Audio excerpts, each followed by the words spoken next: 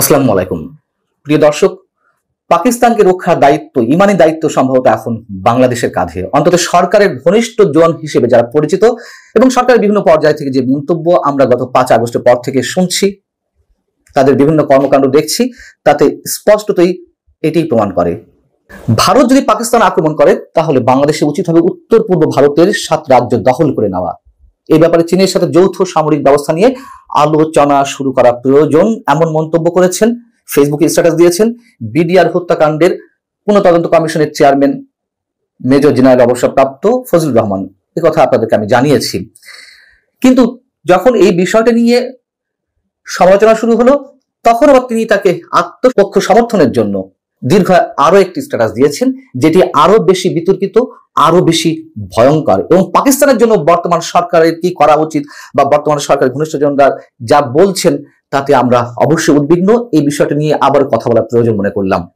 তিনি তার নতুন স্ট্যাটাসে লিখছেন যে ভারত এনআরসি বা নাগরিকপঞ্জি করে সে দেশে মুসলমানদের নাগরিকত্ব কেড়ে নিয়ে কনসেন্ট্রেশন ক্যাম্পে আবদ্ধ করে মুসলমানদের হত্যা করছে, কিংবা ভারতের মুসলমানদের বাংলাদেশ কিংবা পাকিস্তানে পুশ করে পাঠিয়ে দেওয়া, মুসলমানদের নির্যাতন করা হচ্ছে নানানভাবে। অর্থাৎ ভারত একটি সাম্প্রদায়িক রাষ্ট্র। ভারত যা ক্রমান্বয়ে সাম্প্রদায়িক রাষ্ট্র হয়ে উঠছে, এই কথাতে কোনো ভুল নেই, এটা তো আমরাও স্বীকার করি। এবং নরেন্দ্র মোদী পুরোপুরি আপাদমস্তক একজন সাম্প্রদায়িক ব্যক্তি, এটি তো ভারতের জনগণ বলে, এটি সে দেশের অন্যান্য রাজনৈতিক দলগুলো স্বীকার করে। কাশ্মীরের পেহেলগামে যে সন্ত্রাসী হামলার ঘটনা ঘটলো, এর পিছনেও যে মোদীর সাম্প্রদায়িক কার্ড ব্যবহার হতে পারে রাজনৈতিক উদ্দেশ্যে, সেই সন্দেহের কথা আমি নিজেও এর আগে বলেছি। কিন্তু ভয়ঙ্কর কথা যেটি তিনি বলছেন অবসরপ্রাপ্ত মেজর জেনারেল ফজলুর রহমান সাহেবরা, আমি সাহেবরা বললাম এই কারণে যে তার মতন আরো সাবেক জেনারেলরা আছেন, বর্তমানের মধ্যে অনেকে রয়েছেন, এরকম অনেকে অভিযোগ করেন।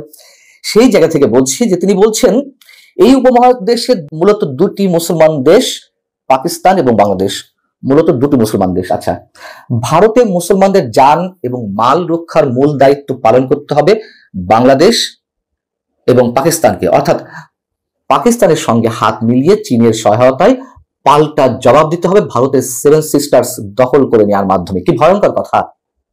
প্রথম কথা হচ্ছে, এই মুসলমানিত্বের দোহাই দিয়ে ইসলাম রক্ষার নামে পূর্ব পাকিস্তান আমাদের উপরে যে গণহত্যা সংঘটিত করেছিল, সেই পাকিস্তানকে এখনো স্বাধীনতার 54 বছর পর এসেও এদেশের কিছু মানুষ সেই দৃষ্টিতেই দেখেন।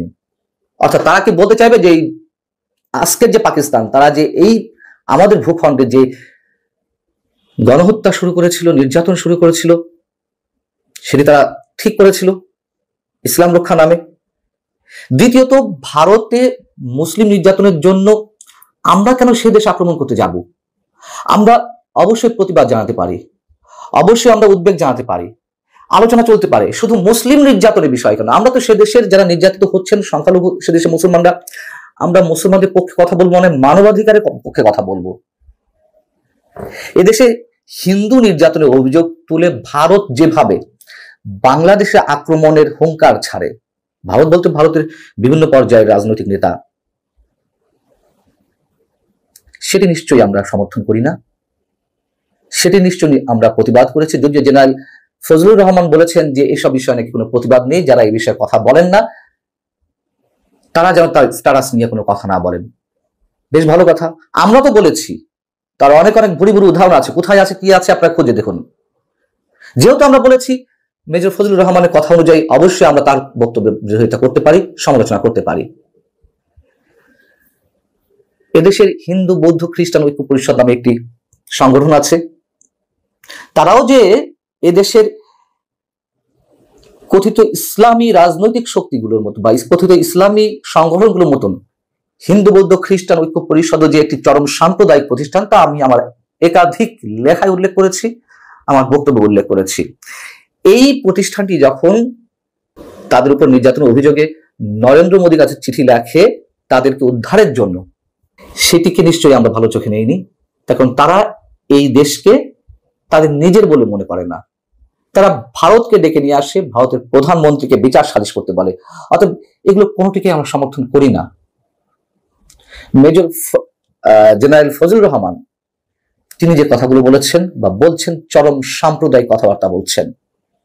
এবং আবার বলি, জেনারেল ফজলুর রহমানকে নিয়ে এত কথা বলার কিছু ছিল না, যেহেতু তিনি একটি গুরুত্বপূর্ণ কমিশনের চেয়ারম্যানের দায়িত্ব রয়েছেন, সরকারের খুব কাছের ব্যক্তি এবং সরকারের বিভিন্ন পর্যায়ের ব্যক্তিদের কাছ থেকে যে ধরনের বক্তব্য আমরা শুনছি, একই ধরনের বক্তব্য তিনি খুব স্পষ্টভাবে খোলামেলাভাবে উচ্চারণ করছেন।